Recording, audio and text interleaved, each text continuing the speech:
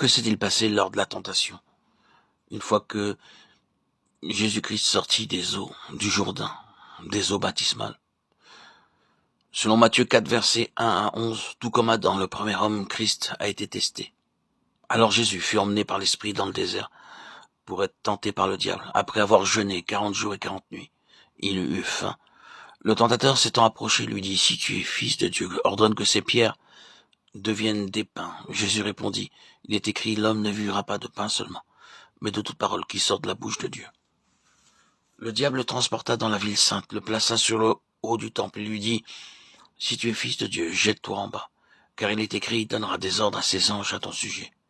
Et ils te porteront sur les mains de peur que ton pied ne heurte contre une pierre. » Jésus lui dit, « Il est aussi écrit, tu ne tenteras point le Seigneur ton Dieu. » Le diable le transporta encore sur une montagne très élevée. Il lui montra tous les royaumes du monde et leur gloire et lui dit, « Je donnerai toutes ces choses, si tu te prosternes et m'adores. » Jésus lui dit, « Retire-toi de moi, Satan, car il est écrit, tu adoreras le Seigneur ton Dieu et tu le serviras à lui seul. » Alors le diable le laissa.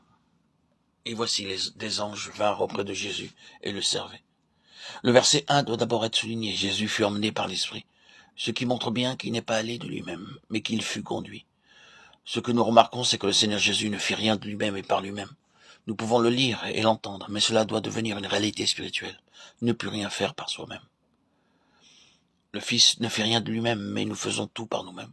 C'est une expérience importante, qui demande réellement une action profonde de la croix. Le Seigneur Jésus, sortant des eaux du Jourdain, était sur une base de résurrection. C'est alors que l'onction du Saint-Esprit vint sur lui.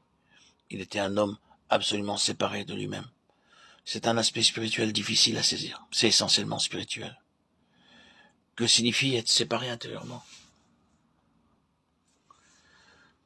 C'est être séparé de soi-même. C'est être séparé de son âme. Comment expliquer cela alors que nous sommes toujours là, pensant et réfléchissant? Être séparé consiste à ne plus faire de notre âme la référence.